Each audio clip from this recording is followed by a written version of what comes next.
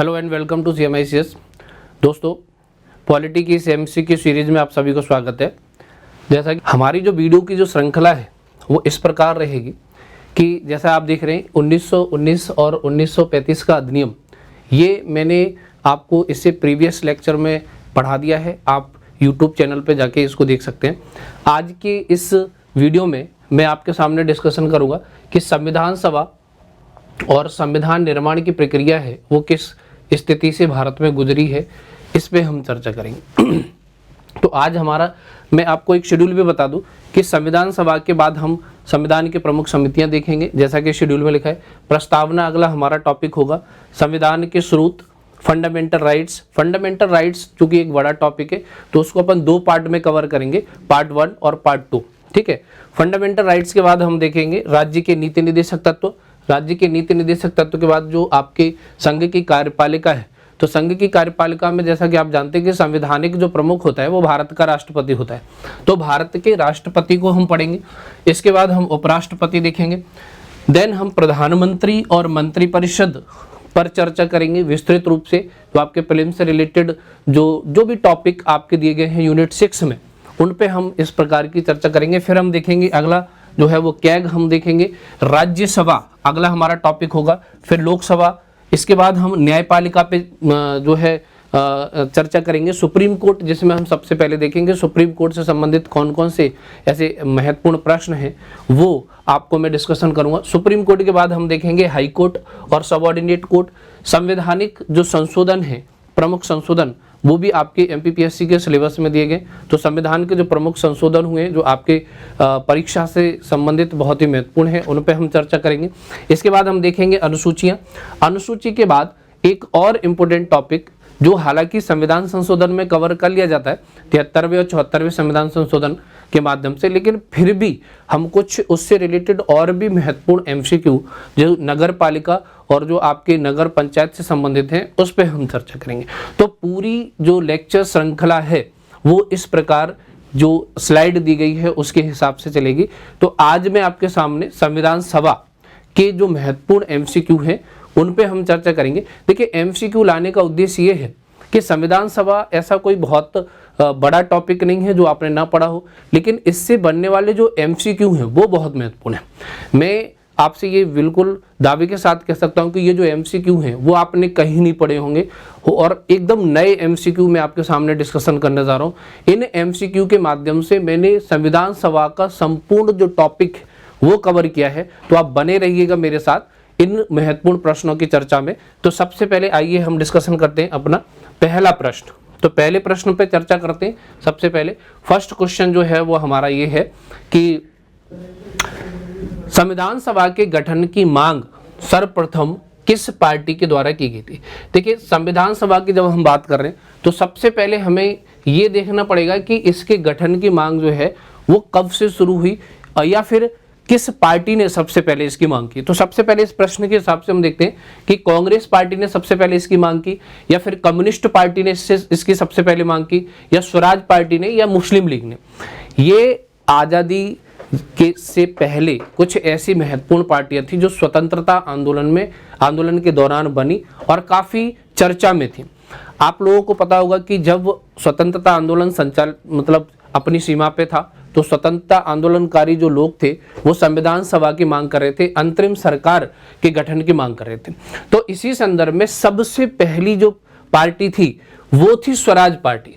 Swaraj party ने सबसे पहले 1934 में अपने संविधान सभा यानी कि भारत के स्वायत्त संविधान के निर्माण के लिए संविधान सभा के गठन की मांग की, यानी कि अंग्रेजों से बोला कि हमें अपने देश के स्वायत्त अपना संविधान निर्माण करना है और इसके लिए संविधान सभा के गठन की मांग सबसे पहले स्वराज पार्टी के द्वारा की।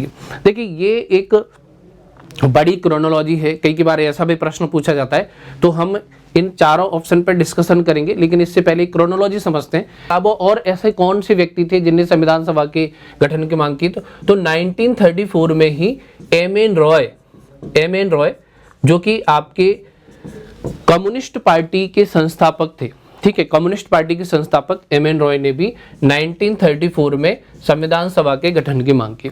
तो कांग्रेस ऐसी पार्टी नहीं थी जिसने संविधान सभा के गठन की मांग की।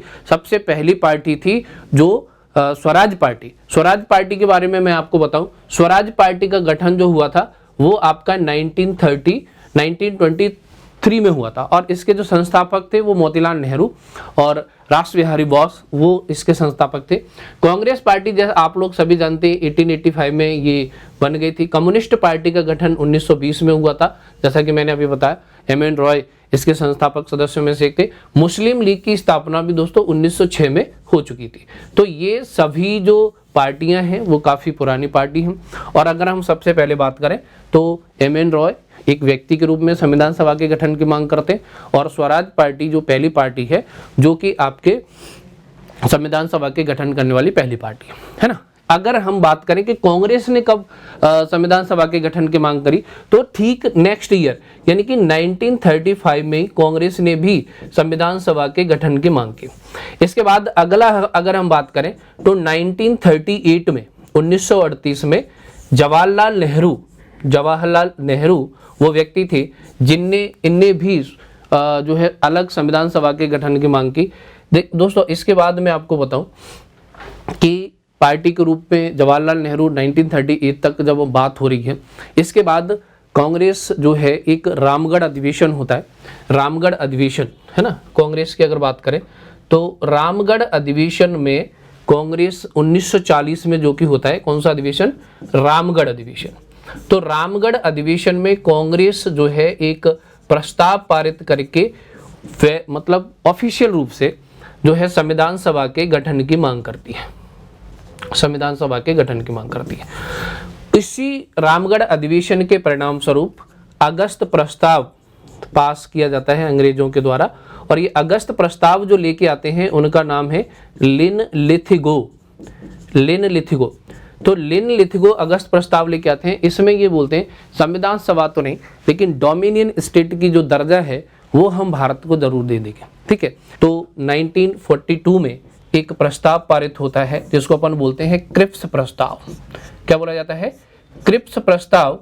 तो क्रिप्स प्रस्ताव में पहली बार अंग्रेजों के द्वारा जो संविधान सभा के गठन की मांग को स्वीकार कर लिया जाता है। संविधान सभा के गठन की मांग को स्वीकार कब किया जाता है, आपके 1942 के क्रिप्स प्रस्ताव में। और इसके परिणाम स्वरूप भारत में जो कैबिनेट मिशन है वो आता है और कैबिनेट मिशन जो है वो 1946 में आता है। तो अगला जो प्रश्न है वो कैबिनेट मिशन से ही संबंधित है। इस पे हम देखते हैं कि नेक्स्ट जो प्रश्न है वो क्या है। कैबिनेट मिशन योजना के अंतर्गत निम्नलिखित में से कौन सा कथन जो है वो सत्य नहीं है। ये ध्यान दीजिए, प्रश्न क्या है, कौन सा कथन सत्य नहीं है कि इसने संविधान सभा और अंतरिम सरकार के गठन की मांग को स्वीकार कर लिया। नेक्स्ट है संविधान सभा इसके द्वारा निर्वाचित संविधान सभा गठित होनी थी। नेक्स्ट प्रश्न है ये जो निर्वाचित सदस्य थे वो प्रति 10 लाख पर एक प्रतिनिधि चुना जाना था और उस समय की जनसंख्या के हिसाब से इसमें कुल सदस्य संख्या 289 होनी थी। तो मैंने आपसे ये पूछा है कि कौन सा प्रश्न गलत है।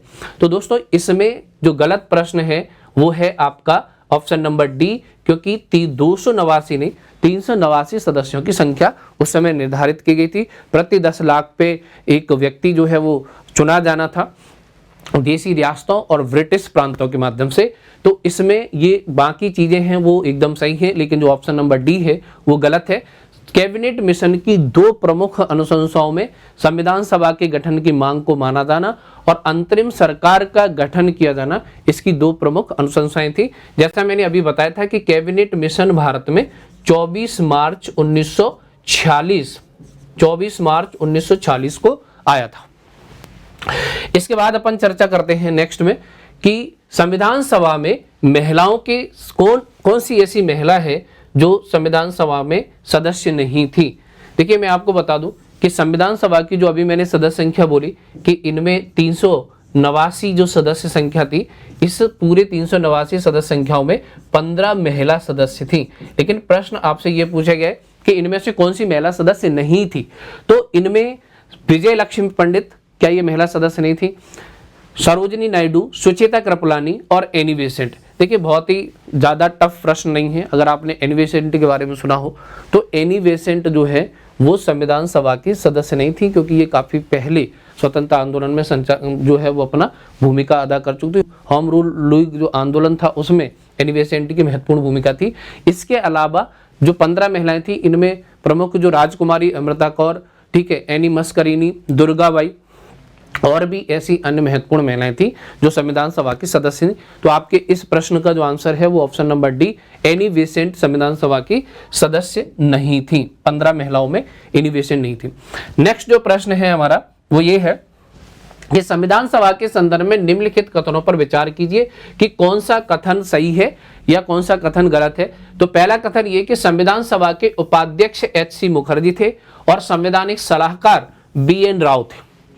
ये बहुत ही सिंपल प्रश्न है, लेकिन जिन लोगों को नहीं पता उनको ये दोनों ही प्रश्न, दोनों ही जो कथन है वो सत्य है। संविधान सभा के पहले उपाध्यक्ष जो है वो एच.सी. मुखर्जी ही थे और संविधान सभा के प्रथम जो अध्यक्ष थे उनका नाम था राजेंद्र प्रसाद। देखिए अध्यक्ष के बारे में ऐसा बोला जाता है कि राजेंद्र प्रसाद से पहले अस्थायी अध्यक्ष जो 9 दिसंबर 1946 19 दिसंबर 1946 में सच्चिदानंद सिन्हा आपके पहले अस्थायी, आप कह सकते हैं कि प्रोटेम स्पीकर सच्चिदानंद सिन्हा थे, पहले प्रोटेम स्पीकर। और 11 दिसंबर को जो बैठक होती है उसमें जो पहले अध्यक्ष बनते हैं वो आपके बनते हैं राजेंद्र प्रसाद। तो राजेंद्र प्रसाद अध्यक्ष थे और सच्चिदानंद सिन्हा पहले अस्थायी अध्यक्ष थे। और उपाध्यक्ष की बात करें तो आपके एच.सी. मुखर्जी थे। एक प्रश्न और एमपीपीएससी ने पूछा था 2020 में कि संविधान सभा के पहले अस्थायी उपाध्यक्ष या नॉमिनेटेड उपाध्यक्ष। देखिए यहाँ पे हम बात कर रहे हैं स्थायी उपाध्यक्ष, ये एच.सी. मुखर्जी स्थायी उपाध्यक्ष थे, नॉमिनेटेड नहीं थे, अस्थायी नहीं थे। तो ये प्रश्न अभी इसी जो क्वेश्चन की सीरीज में नेक्स्ट अभी 1-2 प्रश्न के बाद हम उस पर चर्चा करेंगे। ये प्रश्न भी मैंने पूछा है, कई बच्चों को पीएससी जब दिया था तो उसमें क्लियर नहीं था, तो इस पे हम चर्चा करें। तो इस प्रश्न के हिसाब से दोनों आंसर हैं, दोनों विकल्प हैं वो सत्य हैं। ठीक है, नेक्स्ट प्रश्न में हम चलते हैं। अगला प्रश्न जो है वो बहुत ही महत्वपूर्ण प्रश्न है। कई सारे बच्चे ये पढ़ते हैं कि कैबिनेट मिशन में 3 सदस्य थे। कैबिनेट मिशन जो भारत आया था, पैथिक लॉरेंस, ठीक है, ए.बी. अलेक्जेंडर और स्टैफर्ड क्रिप्स। लेकिन यहाँ पे मैंने ये पूछा है कि जो पैथिक लॉरेंस कैबिनेट मिशन के जो अध्यक्ष थे, कैबिनेट मिशन के जो अध्यक्ष पैथिक लॉरेंस, वो ब्रिटिश सरकार में किस पद पे थे, यानी कि किस पद पे आसीन थे। थोड़ा सा टिपिकल प्रश्न है, अगर जो बच्चे थोड़ा सा सतही पढ़ते हैं वो इसको नहीं बना पाएंगे। तो मैंने ये दिखा है पैथिक लॉरेंस जो है, क्या वो भारत सचिव थे, क्या वो बोर्ड ऑफ ट्रेड के अध्यक्ष थे, या फिर वो नौसेना मंत्री थे, या फिर रक्षा मंत्री। देखिए इस क्वेश्चन से आपको स्पष्ट हो रहा है कैबिनेट मिशन। कैबिनेट मिशन का मतलब ही यही है कि उस समय ब्रिटिश सरकार में कैबिनेट मिनिस्टर में जो सदस्य थे वही भारत भेजे गए थे भारतीय संविधान के निर्माण की संभावनाएं तलाशने के लिए। तो इसमें पैथिक लॉरेंस किस पद पे थे, तो आप लोग मुझे कमेंट बॉक्स में जाके बताइए कि पैथिक लॉरेंस किस पद पे थे। दोस्तों मैं आपको बता दूं, भारत सचिव थे पैथिक लॉरेंस उस समय, भारत सचिव, जो कि ब्रिटिश सरकार का एक तरीके से मंत्री हुआ करता था। और आपको बताऊं कि भारत सचिव का जो पहला पद था वो सृजित हुआ था 1858 में। 1858 का जो अधिनियम आया था उसमें भारत सचिव और वायसराय का पद जो है वो सृजित किया गया था। ये वो अधिनियम था जिसके बाद भारत में महारानी का डायरेक्ट रूल स्थापित हो गया था। और वायसराय का मतलब ही होता है महारानी का प्रतिनिधि। और इसी वायसराय के साथ आपका जो भारत सचिव का पद था वो भी सृजित हुआ।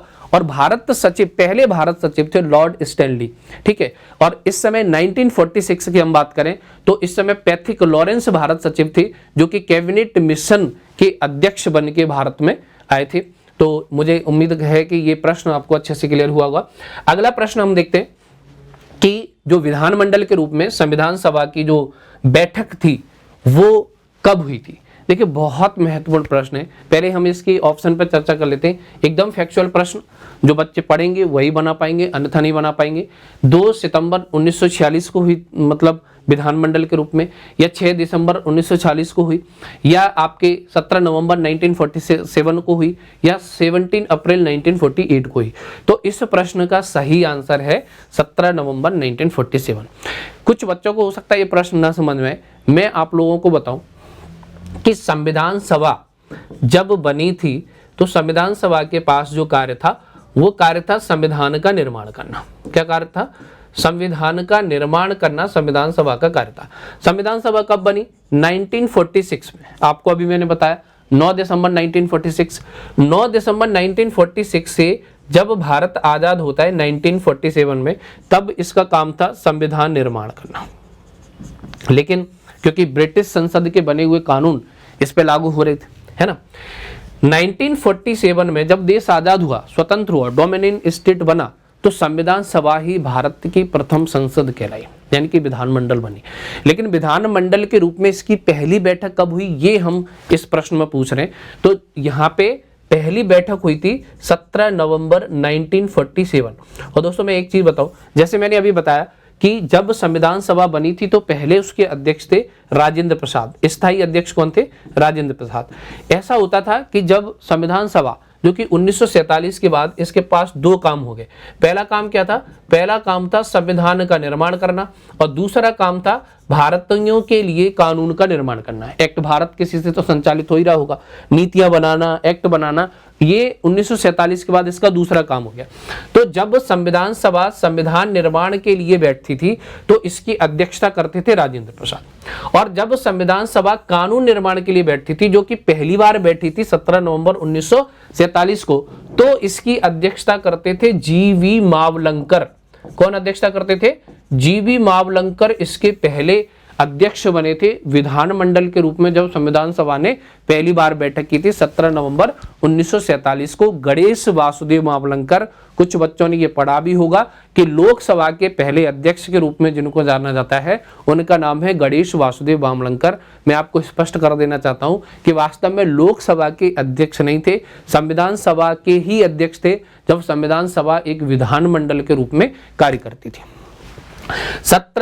1947 से 1949 तक ये जो भूमिका है आपके संविधान सभा की, वो दोहरी रही। संविधान का निर्माण करना भी और कानून का निर्माण करना भी। आप लोग जानते हैं कि 26 नवंबर 1949 को संविधान सभा का एक काम खत्म हो गया, संविधान का निर्माण करना। 11वीं बैठक, 11वां जो अधिवेशन जो शुरू हुआ था वो 26 नवंबर 1949 को हुआ था। और इस दिन संविधान के कुछ प्रोविजंस जो है वो अपना लिए गए थे। तो संविधान का निर्माण करने का काम है वो ऑफिशियली 26 नवंबर 1949 को खत्म हो जाता है। इसके बाद इसी अधिनियम मतलब इसी डेट को 26 नवंबर 1949 को ही संविधान सभा को तदर्थ संसद या अंतरिम संसद के रूप में मान्यता प्रदान कर दी जाती है।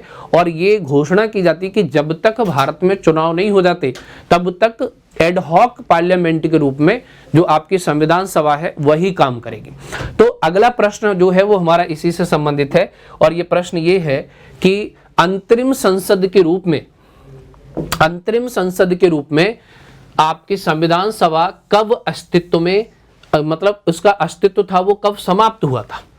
जैसे मैंने अभी बताया 26 नवंबर 1949 को ये एडहॉक जो संसद के रूप में इसको मान्यता प्रदान की गई, अंतरिम संसद के रूप में मान्यता प्रदान की गई थी। और संसद के रूप में इसने पहली बार कार्य करना शुरू किया था 17 नवंबर 1947। प्रश्न ये है कि ये कब समाप्त हुआ। अब देखो कॉमन सेंस वाली बात है, जिन बच्चों को ये पता होगा कि भारत में पहली निर्वाचित संसद का गठन कब हुआ वो इसका आंसर लगा सकते हैं। तो आप लोगों को बताऊं, भारत में पहली निर्वाचित लोकसभा और राज्यसभा का जो गठन है वो मई 1952 में हुआ था। लेकिन भारत में जो चुनाव संपन्न हो गए थे वो हो गए थे 17 अप्रैल 1952 को। तो ये जो संसद थी, जो संविधान सभा थी, जो कि संसद के रूप में काम कर रही थी, वास्तव में वो समाप्त हो गई थी 17 अप्रैल 1952 को, जिसको एडहॉक पार्लियामेंट के रूप में हमने 26 नवंबर 1949 को मान्यता प्रदान की थी। अगला प्रश्न जो है वो बहुत ही महत्वपूर्ण होने वाला है। देखिए इतने महत्वपूर्ण प्रश्न हैं कि एक एक प्रश्न जो है वो आपके एग्जाम को क्वालिफाई करने वाला है कि अगर एक प्रश्न भी इनसे मिल गया तो आप लीड कर सकते हैं। ठीक है, निम्नलिखित कथनों पे विचार कीजिए। निम्नलिखित कथनों पे विचार करने में पहला ये है कि संविधान सभा के रूप में इसकी अध्यक्षता राजेंद्र प्रसाद करते थे और विधायिका के रूप में इसकी अध्यक्षता जीवी मावलंकर करते थे। अभी मैंने डिस्कशन किया है, ये दोनों प्रश्न मैंने अभी डिस्कशन किया है, तो इसके हिसाब से, पिछले डिस्कशन के हिसाब से इनका जो आंसर होगा वो दोनों कथन सत्य हैं।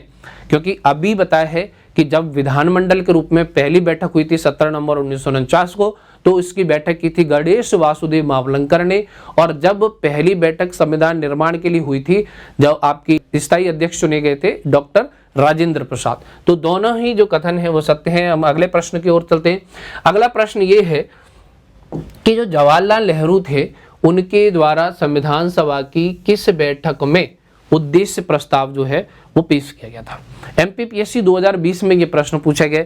बहुत सारे विद्यार्थी इसको गलत जो है वो लगा के हैं, क्योंकि हमने ये पढ़ा है कि तीसरी बैठक में उद्देश्य प्रस्ताव पेश किया गया था। जनरली सारी बुक्स में यही लिखा है कि तीसरी बैठक में उद्देश्य प्रस्ताव पेश किया गया था। इसको थोड़ा सा करेक्ट करने की जरूरत है। देखिए, मैं आपको बता दूं, संविधान सभा के अगर अधिवेशन की हम बात करें तो अधिवेशन संविधान सभा के कुल अधिवेशनों की संख्या है वो है 12। क्यों?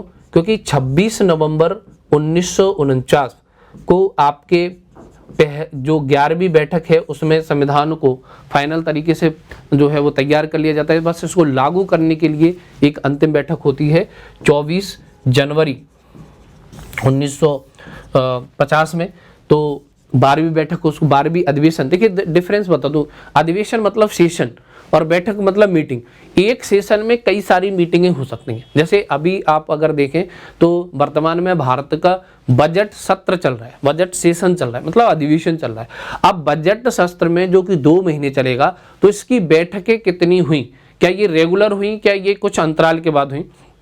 तो आप लोग जानते हैं कि बजट सत्र में कुछ दिन का गैप दिया जाता है, ठीक है, विचार करने के लिए, जो अनुदानों की मांग प्रस्तुत की जाती है उन पर विचार करने के लिए। ठीक इसी प्रकार संविधान सभा का जो पहला अधिवेशन था वो आपका शुरू हुआ था 9 दिसंबर से 23 दिसंबर 1946 तक। ये संविधान सभा का पहला अधिवेशन था, फर्स्ट अधिवेशन, और इसके दौरान लगातार इसमें बैठकें हुई। तो सामान्यतः ये लिखा हम पढ़ते हैं कि पहली बैठक 9 दिसंबर को हुई, ये तो एकदम सही है, लेकिन हम ये पढ़ते हैं कि दूसरी बैठक 11 दिसंबर को हुई, ये करेक्ट नहीं है, क्योंकि दूसरी बैठक लगातार हुई 10 दिसंबर को, फिर तीसरी बैठक जो आपकी 11 को, चौथी बैठक आपकी 12 को, और 5वीं बैठक जो हुई थी वो 13 दिसंबर को हुई थी। और ये हम जरूर पढ़ते हैं कि 13 दिसंबर को उद्देश्य प्रस्ताव जो है वो पेश किया गया था।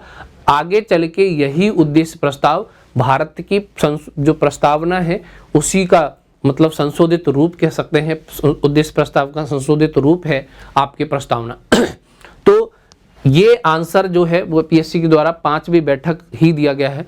तो 5वीं बैठक के द्वारा हुआ था। क्यों? क्योंकि पहली बैठक 9 दिसंबर, पहली बैठक कब हुई? 9 दिसंबर, दूसरी 11, तीसरी आपकी 12, चौथी आपकी 9, 10, 11, 12 और 13, है ना। तो ये 5वीं बैठक में उद्देश्य प्रस्ताव जो है वो आपका प्रस्तुत किया गया था, है ना। ये प्रश्न उम्मीद करता हूं आपको क्लियर होगा। अगले प्रश्न पे हम मूव करते हैं। अगला प्रश्न ये है हमारा कि संविधान सभा के विषय में कौन सा कथन असत्य है।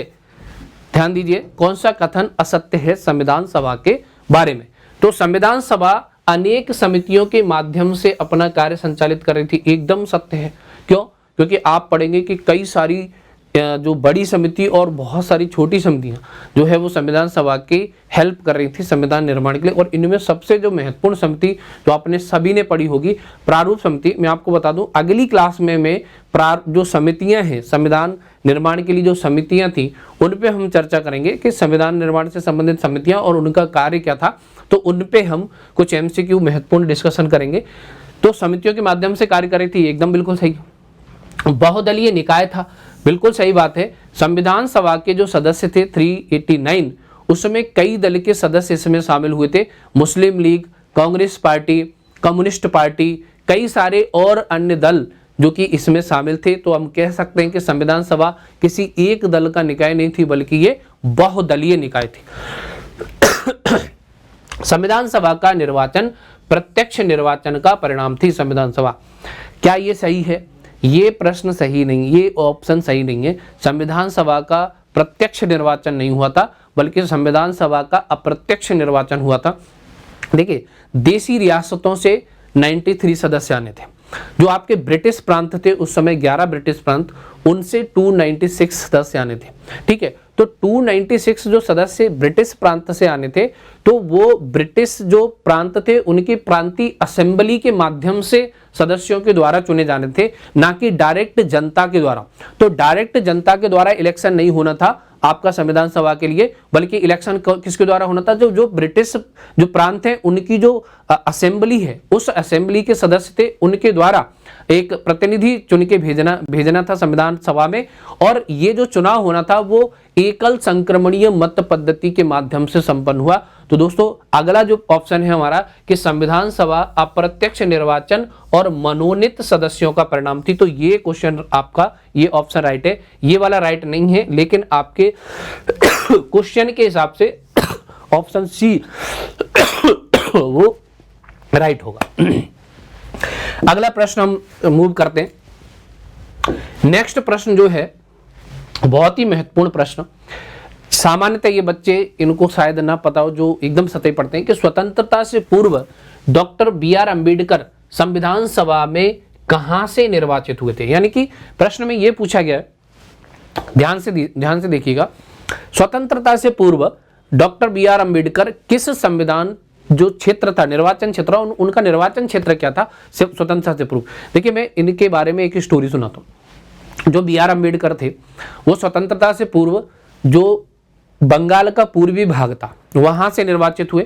बंगाल के पूर्वी भाग आजादी के बाद पूर्वी बंगाल के नाम से पाकिस्तान में चला गया। अब पाकिस्तान की संविधान सभा अलग बन गई। तो अब प्रश्न ये था कि BR अम्बेडकर का क्या करें। तो BR अम्बेडकर ने वहां से मतलब रिजाइन किया, और BR अम्बेडकर के लिए दोबारा निर्वाचन होना था, क्योंकि वो बहुत ही महत्वपूर्ण सदस्य थे, संविधान सभा के प्रारूप समिति के सदस्य थे। तो जो एक बंबई प्रेसिडेंसी के अधीन ऊना जो क्षेत्र था वहां पे एक कांग्रेस के सदस्य थे जयकर। तो जयकर ने BR अम्बेडकर के लिए रिजाइन दिया। तो BR अम्बेडकर दोबारा निर्वाचित होके आए बंबई प्रेसिडेंसी से, लेकिन वो आजादी के बाद होके आए थे। तो संविधान सभा में BR अम्बेडकर का चुनाव क्षेत्र था वो 2 बार चुन के आए। आजादी से पहले वो बंगाल के पूर्वी भाग से चुने गए थे, और आजादी के बाद वो बंबई प्रेसिडेंसी से चुने गए थे। तो अब प्रश्न के अनुसार, प्रश्न में तो दोनों विकल्प दिए गए हैं, लेकिन आपके प्रश्न के अनुसार बंगाल का पूर्वी भाग जो राइट आंसर है। चलिए अगला प्रश्न हम देखते हैं। अगला प्रश्न ये है, संविधान सभा के प्रथम मनोनीत उपसभापति कौन है या उपाध्यक्ष कौन है। मैंने अभी बोला कि ये प्रश्न MPPSC के द्वारा पूछा गया था। संविधान सभा के मनोनीत जो अस्थायी उपाध्यक्ष कौन थे। स्थायी तो आपके उपाध्यक्ष थे HC मुखर्जी, लेकिन अस्थायी उपाध्यक्ष थे फ्रैंक एंथोनी। HC मुखर्जी आपके स्थायी उपसभापति या फिर स्थायी उपाध्यक्ष कह सकते हैं आप, और फ्रैंक एंथोनी अस्थायी उपाध्यक्ष थे। फ्रैंक एंथोनी कौन से थे? अस्थायी उपाध्यक्ष थे। VT कृष्णामाचारी, TT कृष्णामाचारी ये नहीं है, इसका सही आंसर है फ्रैंक एंथोनी। और MPPSC 2020 में ये प्रश्न पूछा गया था। ज़्यादातर जो विद्यार्थी थे वो HC मुखर्जी लगा के आए थे, क्योंकि HC मुखर्जी भी उसमें दिया था, और अधिकांश बुक में फ्रैंक एंथोनी की चर्चा नहीं की जाती। चलिए आगे हम देखते हैं। अगला हमारा जो प्रश्न है वो ये है कि 26 नवंबर 1949 को संविधान सभा का कौन सा अधिवेशन संपन्न हुआ। मैंने अभी आपको बताया कि संविधान सभा के कुल 12 अधिवेशन हुए थे, और अंतिम अधिवेशन 24 जनवरी 1950 को हुआ था, जब संविधान सभा पे हस्ताक्षर, संविधान सभा के द्वारा संविधान के फाइनल जो ड्राफ्ट था उस पे हस्ताक्षर किए गए थे। 284, ये आप लिख लीजिए, 284 सदस्य थे जिनने आपके फाइनल संविधान सभा पे जो फाइनल संविधान पर हस्ताक्षर किए थे। और 26 नवंबर 1949 को 11वां अधिवेशन जो है वो हुआ था, संपन्न हुआ था, जिसमें संविधान के कुछ प्रोविजंस जो है वो अपनाए गए थे। ठीक है, अगला प्रश्न हम देखते हैं। नेक्स्ट प्रश्न ये है कि 26 नवंबर 1949 को निम्नलिखित में से कौन सा प्रावधान लागू नहीं हुआ था। ये ध्यान दीजिए, हमें ये पता रहता है कि कौन लागू हुआ था, ये नहीं पता रहता कौन सा लागू नहीं हुआ था। तो अभी मैंने बताया कुछ प्रोविजन लागू हुए थे, तो उनमें से नागरिकता एक ऐसा प्रोविजन था जो लागू हुआ था, ठीक है। निर्वाचन यानी कि आर्टिकल 324 लागू हुआ था, ठीक है।